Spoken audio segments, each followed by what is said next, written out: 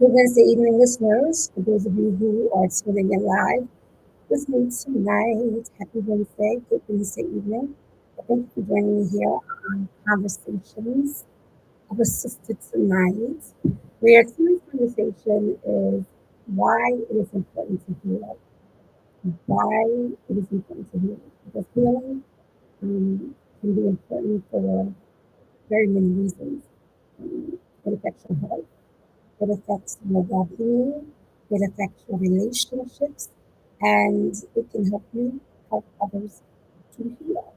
And I think that at some point we've all been there. So, those of you who are tuning in tonight with me, tonight's conversation is why it is important to heal.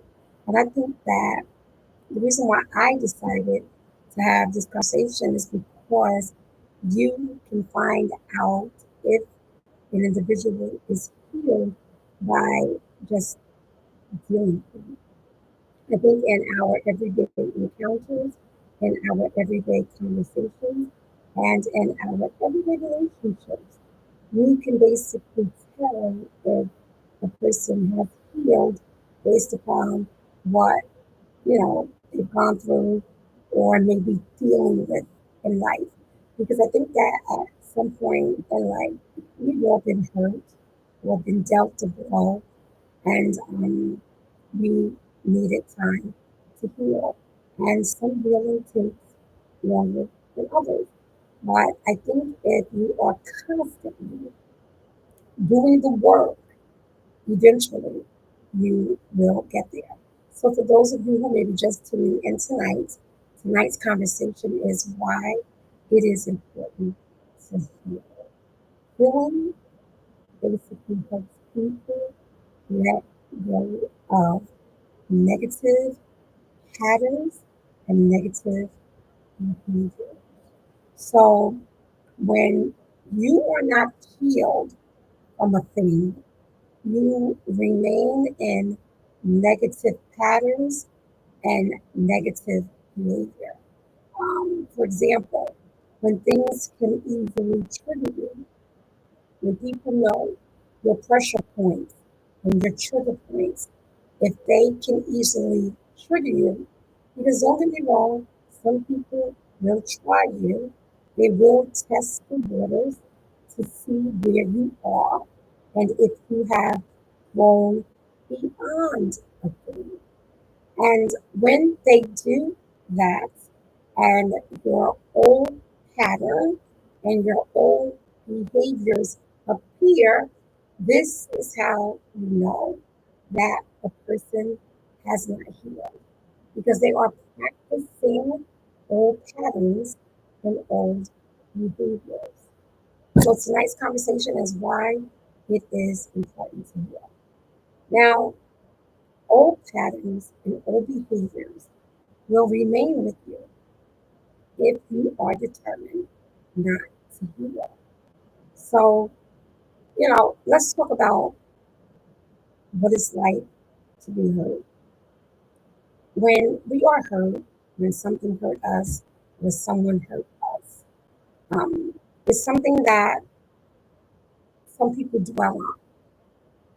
And when you dwell on something, you think it, you eat it, you sleep it, you dream it because you're dwelling on it.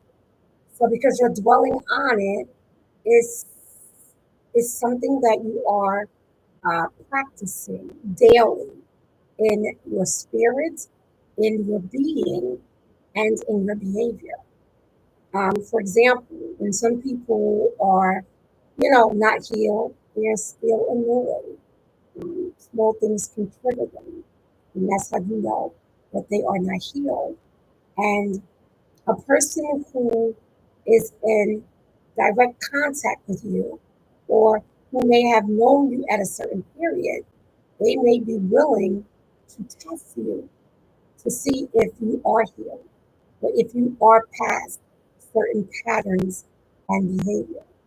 But if they can test you and they can trigger you and they get the reaction that you've always given them, then Sometimes they're happy because they feel like you're still there. You have not healed.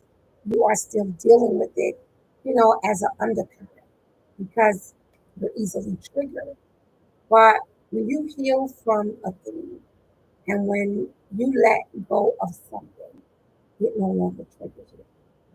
You no longer have a reaction to it because you've healed from it. And I remember one time when I was hurt at a time in my life, I was dealing with a particular individual, and they wanted to meet me. I think it was for dinner, and I decided to have dinner with them. And, you know, he was completely taken back because, like, you couldn't trigger me. And it wasn't to trigger me in a negative way, it was to trigger me in order to get a feeling, to see if I still had feelings for them. And I did not. I did not respond because I had genuinely gotten over the person. And I think what scared them the most was that fact that I had genuinely grew above that person. So healing is important. Healing is important because when we don't heal, it can become a weight. And what is a weight? A weight is the constant thought of the injury. That's the weight. Because you have a constant thought of the injury. So it becomes a weight. Oh, I don't want to go over here because it reminds me of. Oh, I don't want to do this because it reminds me. And don't get me wrong, you cannot heal in the same places where you were hurt. You can't do it. You have to move beyond it, whether it's a person, a place, or a thing, because certain things have to be conducive to your healing season. But you cannot heal if you keep opening and nursing the wound. You have to close that wound and you have to set it up because it just won't happen. But when you nurse it and you cover the injury, then uh, the hurt can go from bitterness, for some people to revenge, from revenge to I want to get even. That thing can just grow because hurt and hurt on top of energy, it takes on stalks. You ever seen a stalk? A stalk is something that grows. I have um I have snake plants throughout my home, and sometimes they grow little stalks at the bottom of it because that means that it's growing. So hurt can do the same thing. It takes on different levels of the injury, and then that injury can grow. So what happens when you lose? What happens when you don't heal and you don't heal properly? What happens is it starts to affect your health. Um, Bitterness and hurt and anger, it, it can affect your health. You will take upon that hurt somewhere in your physical being if you do not heal. This is why healing should be conducive to health because you cannot be healthy mentally, emotionally, and physically unless you heal. And people can basically tell if you're hurt, as I stated from your conversations. I hear a lot of men on Instagram say that to women based upon the advice that they give. And sometimes this is true, depending upon what that particular woman is speaking. She can be speaking from her point of hurt. But when you heal from something, it becomes speaking, it becomes to speaking from a point of hurt to speaking from experience and a point of healing. Because if you do not heal, it will affect you mentally, emotionally, spiritually, and physically. Hurt will take on all of those forms. And a lot of people, a lot of individuals, and they say that men do this. I think that women do too. In order to get over the hurt, they they get into other relationships, which I think is a bad idea because you can't heal from what you've been through by rolling over onto someone else or rolling over into someone else. It is best to do the work. And it takes work. And the work is not fun and the work can be painful, but it has to be done. Because as you do it, you realize that you're going to come out on the other side. And that other side is where your happiness and your peace lies. Because when you are harboring hurt, you go to bed with it, you wake up with it. It is in your spirit because you're hurt. But when you heal, it changes your mindset. You are determined to change your mindset. And that is extremely important because when you're able to heal, did you know that you can better cope with stress? When you improve your mindset, you can better cope with stress. You better cope with stress. And, and don't get me wrong, like some of us, we automatically gravitate to the negative. And I'm one of those people. Like I'll I'll right away I'll gravitate to the negative. And I have my best friend constantly telling me, "Oh my God, you always have to be negative." And when she says that, I immediately have to check myself because she's right. I automatically gravitate to the negative. So healing starts with your mindset. You have to have the right mindset in order to heal. Because when a person is hurt and bitter, you're going to know by the words that they speak, by what comes out of their mouth. And what comes out of their mouth is what they thought about first, because that thing is in the heart. And when the heart is not healed, out of it are the issues of life. I think that's the scripture. Now guard your hearts, guard your ears, because out of it are the issues of life. So whatever those issues are, they are in your heart.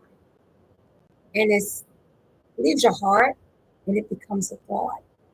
And then it leaves your mind and it comes out of your mouth. So if hurt is in the heart, it's going to come out of the mouth. But you're going to first think it. Because a lot of times, if you heard the saying, "Oh my God, I have been thinking about it all day, and I just wanted to give him a piece of my mind. I just wanted to tell him off because I have been thinking about it all day. That thing had been bothering me all day because it was in your heart. It goes from your heart to your mind, from your mind out your mouth.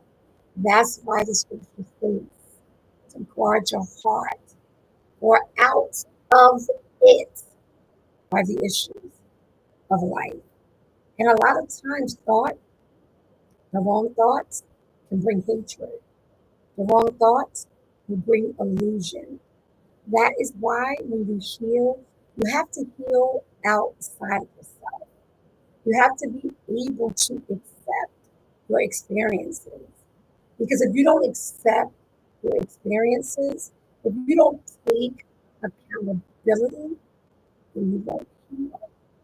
Because you're not willing to look at yourself and take accountability. Now, when I say accountability, I don't necessarily mean to blame yourself. When I say accountability, I mean you acknowledge what happened. You chuck it up as a loss and you move on. You don't beat yourself up, but you move on. How do you move on? You move on by having changed behavior. For those of you who are just tuning in tonight, tonight's conversation is why it is important to heal. Why that is important. Why it's important to heal. You don't want to know someone um, that had a particular pattern or behavior 20 or 30 years ago, and you find out that in this present day, they still have that same pattern and that same behavior, only they've grown older and gotten worse. When that happens, that means that that person has not done the work to heal. And I think that you owe it to yourself to heal. Because do you realize that when you harbor uh, bitterness and hurt and pain, it makes you miserable? You become incredibly unhappy. You're, you become an unhappy person. And when you are unhappy, you're miserable. And that affects your relationships. So, do you see how healing is important for your relationships? Because if not, it can affect your relationships. Now, if you're in a relationship with someone, right? Because I had someone write me an email saying how they were in a relationship with this guy. I think it was after 7 years. She had broken up another significant relationship. So she had a good relationship with this guy. And she told him what, you know, her triggers were in this past relationship, by how she had healed from it. So this person turned around and did the same thing. So without thought, without conversation, she broke up with the person because she felt like I told him, how, I felt about this. And he turned around and he did the same thing. And the reason why that happens is because you don't want to get in the back of your mind that this is a hurt that you're going to have to deal with all over again. This is why a lot of people say that they protect their peace, that their peace is everything. I am not going to have someone take me to where I was before because I'm at a place of peace and my peace means everything. So when you have individuals who are at peace and they're operating in peace, they are very careful as to who they let in, especially if that person is determined to create turmoil. They're not going to do that. They're not going to let you in because they are in their peace. So when they are in their peace, that is an element of perfection because it's something that you're not willing to allow someone else to take. Peace is priceless because there's nothing like it. And when you have that peace, you are not going to just allow anyone to come disturb it because you are at peace with your being. You are at peace with your past. You have done the work to heal. And now you're in a place of peace. And when you are in a place of peace, you operate differently. You speak differently. You even look different. And you can tell that a person is in a place of peace. They are in a place of happiness. But don't get me wrong. Um, you know, let's be realistic. Happiness is an inside job. No one else can make you happy. And there's a lot of young women out there thinking that if they meet the man of their dreams and you get married, you're gonna just have this happiness because you fulfilled the status quo. And you know, I kind of hate that for them because what happens when it doesn't happen? What happens if it doesn't? Does that mean that you're miserable for the rest of your life? Do you know that people automatically think that because you're single, that you're miserable? Isn't it sad that people think that? Because when people think that, it tells me a lot about their mentality. Because you have people in relationships that are lonely. You have people in relationships that are miserable. It is very possible to be single and happy. It's very possible. And it doesn't have anything to do with anyone else. Because you could be single, you could have a partner, you could have a companion, and you could still be miserable.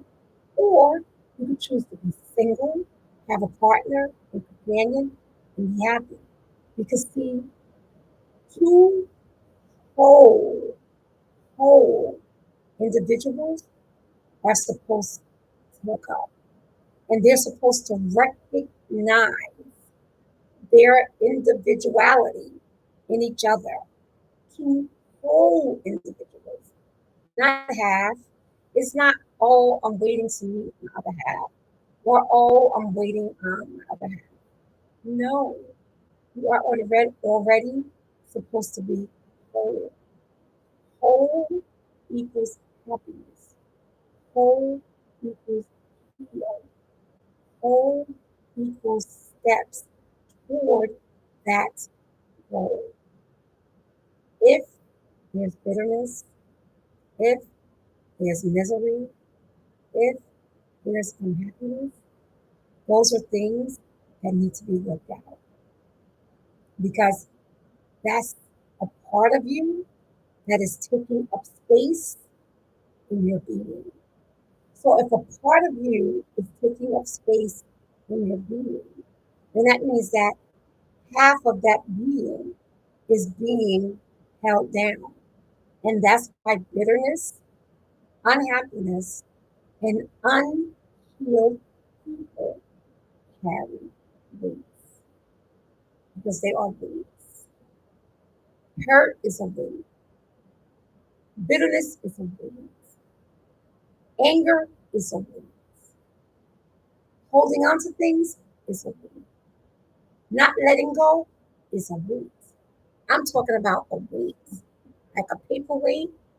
Like I have this rock that's a paperweight. These are weights. They're all weights and they weigh you down. So, what do they weigh you down from? They weigh you down from being and becoming the best version of you. That's what it does. Why does it do it? Because it takes the focus off of the things that you like, off of the things that you want to do. It takes your focus off of it. And your focus should be on your happiness and your healing. What is going to make you happy? I was talking to this individual that is happily single, and she was telling me how she spent her weekend. She was like, "Oh, I worked in the garden, and I did this, and I did that, and I did this," and she said, "And I just was so fulfilled because this is what I did." And she's happily single. So being happy and single is very possible. Just because you're single, it doesn't equal misery. Because if you are single and you're miserable, you're going to be hooked up and miserable. You're going to be hooked up with issues. You're going to be hooked up with unhealed versions of yourself. And then that thing will manifest in your relationships. You want to be able to fly. You want to be able to run. You want to be able to soar. And you can only fly, run, jump, and soar when you have no wings. And when you have wings, you cannot operate in the best version of yourself. Heal thyself. Heal thyself. What are the first steps to healing? It's very simple. Letting it go. It's that simple. People be like, oh my God, you make it sound so easy. I let it go. Letting it go. If that means crying yourself to sleep, let it go. If that means writing in a diary, let it go. If that means talking to a confidant, let it go. If that means rehearsing it in your head and crying it out, let it go. If it takes a while, don't measure it. Let it go. Let it go. See the tunnel, and at the end of the tunnel are the words, let it go. Let it go. And when you let it go, you begin to take off the weeds. And when you take off the weeds, you'll feel lighter. You'll think better. As a matter of fact, your mode of thinking will change. You'll move differently because you let it go. You cannot run carrying 10 suitcases. You cannot run carrying 2 suitcases and a mattress. You cannot run carrying 10 suitcases, a mattress, and 30 rocks. Those are all things. Start the process of healing now because you owe it to yourself to heal. You owe it to yourself. And I think that is very disheartening, very disappointing. And I just be so sorry to hear when a person is not healed because it's something that you owe to yourself. It's inside work. It's an inside job. Just like happiness. Happiness is there. You just can't feel it because you have to let the weights go and heal. Healing is important. When people who have gone through healing heal, they are better equipped to heal themselves. And on a quick note, everybody was talking about Tyler Perry's movie, Divorcing Black. Everybody was talking about Corey Hardwick's mother, the woman that played the mother in the movie. She was a bitter, toxic woman. She had not been healed. So what did she do? She she passed that sickness down to her sons. Because when you are not healed, when a parent is not healed, they pass that sickness down to their children. So you have to heal, even if it means healing for someone else. Healing is important and it is conducive to living a constructive life. Thank you for tuning in tonight. Heal thyself. I'll see you on next week's conversation.